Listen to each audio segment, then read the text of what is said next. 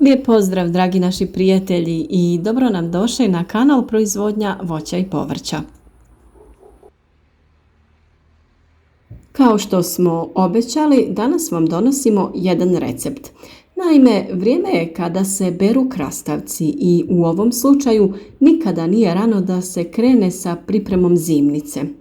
Donosimo vam jedan vrlo jednostavan recept kako sačuvati krastavce i koristiti ih sve do sljedeće sezone.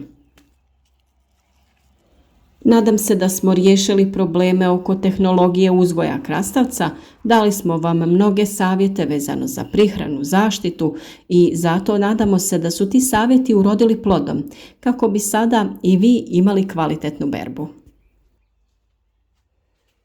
Krastavci su, barem mi se nekako čini, prva zimnica koja se priprema, pa smo tako i mi odlučili upravo započeti sezonu pripreme zimnice sa krastavcima. Nakon berbe prvo što je potrebno jeste temeljito oprati tegle ili bocune. Nakon toga ih je potrebno sterilizirati. Mi ih grijemo u pećnici na 160 stepeni nekih 10 minuta, nakon čega ih izvadimo i pustimo da se ohlade. Krastavce je također potrebno temeljito oprati kako bi uklonili sve eventualne nečistoće. Možete koristiti neku četkicu ili spužvicu. Pored krastavaca, za ovaj recept potrebni su nam šećer i sol, biber i esencija, to jest 80% sirće. A od dodatnih začina dodajemo kopar i bijeli luk. S obzirom na visoke temperature, odlučili smo da ipak ovaj posao odradimo na otvorenom te zapalili vatru. Tu su svi sastojci koje ćemo koristiti. Ovaj put, za razliku od prije objavljenog recepta, koristimo i bijeli luk koji se naravno može i izostaviti ukoliko želite. A kako bi što kvalitetnije obavili ovaj postupak, sortirali smo naše krastavce po veličini.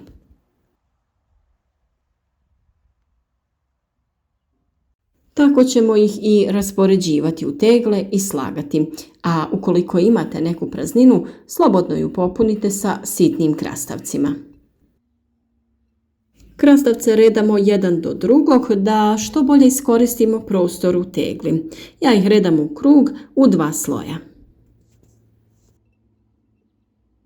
Inače, krastavac pripada istoj biljnoj porodici kao bundeva, tikvica, dinja i lubenica, a sa znanstvenog stajališta on spada u voće poput paradajza, ali se u svakodnevnom govoru naziva povrćem, a naravno i mi se služimo tim terminom. Za razliku od drugog povrća, svojstva krastavca do nedavno nisu imala zasluženu pozornost. To se vremenom sve više mijenja jer je riječ o biljci koja pruža jedinstvenu kombinaciju ljekovitih sastojaka. Zahvaljujući fitonutrijentima, krastavac ima jedinstvena antioksidativna, protuupalna i antikancerogena svojstva. Naime, krastavac sadrži 152 mg kalija po jednoj šalici, minerala koji snižava visoki krvni tlak. To znači da viši unos tog minerala značajno smanjuje rizik od srčanog udara i drugih kardiovaskularnih bolesti.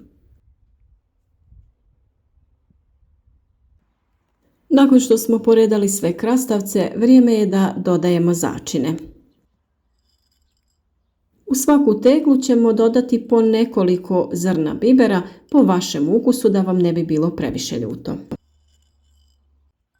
A naravno po izboru nakon toga možete dodati po jedan bijeli luk u svaku teglu, a i ne morate.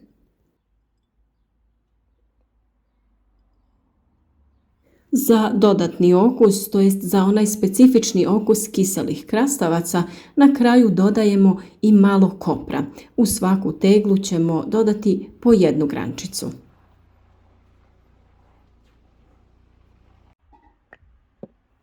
Nakon toga idu oni glavni sastojci. U svaku teglu dodajemo jednu malu čajnu kaškicu šećera. Nakon toga dodajemo po jednu malu čajnu kaškicu soli. Opet redom u svaku teglu.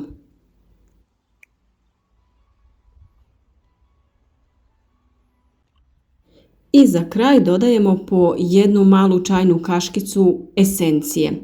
Ukoliko želite da koristite obično sirće, to jest ono od 9% alkohola, staviti ćete 3 čajne kaškice.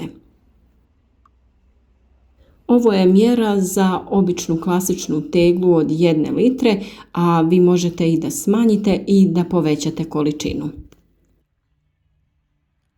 Sve naravno ovisi o veličini tegle koju koristite. Nakon toga potrebno je u potpunosti prekriti krastavce sa vodom tako da svi budu ispod razine vode, znači voda se sipa skroz do kraja, do čepa.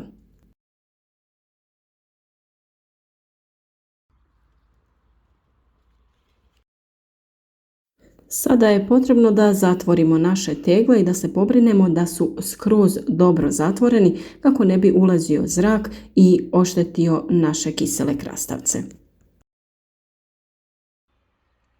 Svaku teglu dobro promućkajte kako bi se izmiješali svi sastojci koje smo stavili.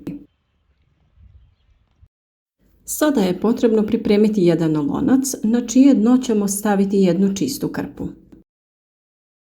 Na taj način ćemo spriječiti da dođe do eventualnog pucanja staklenki.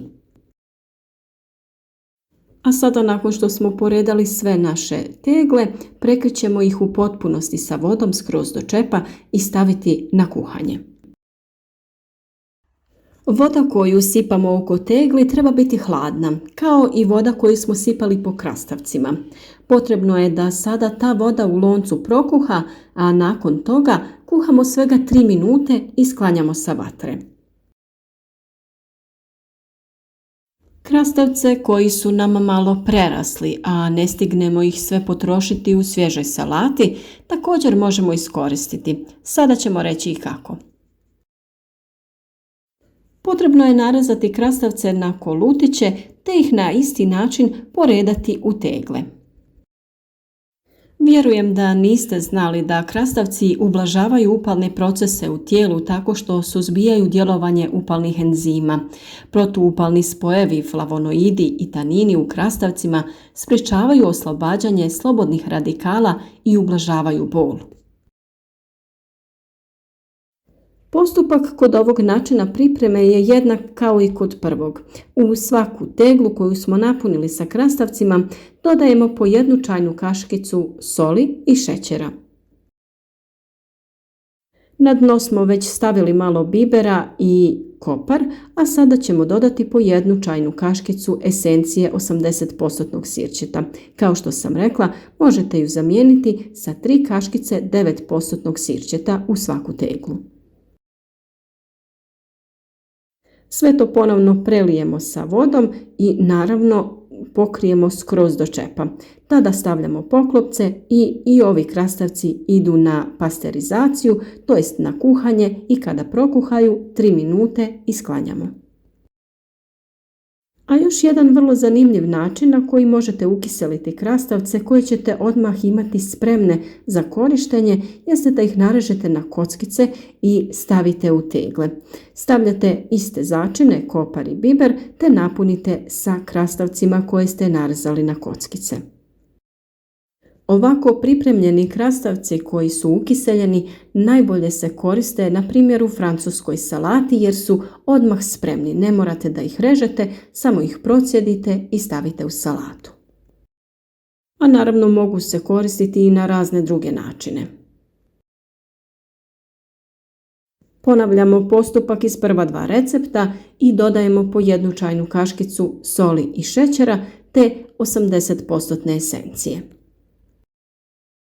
A da li ste znali da se krastavci sastoje od 95% vode, što znači da 140 grama krastavca sadrži čak 130 ml vode.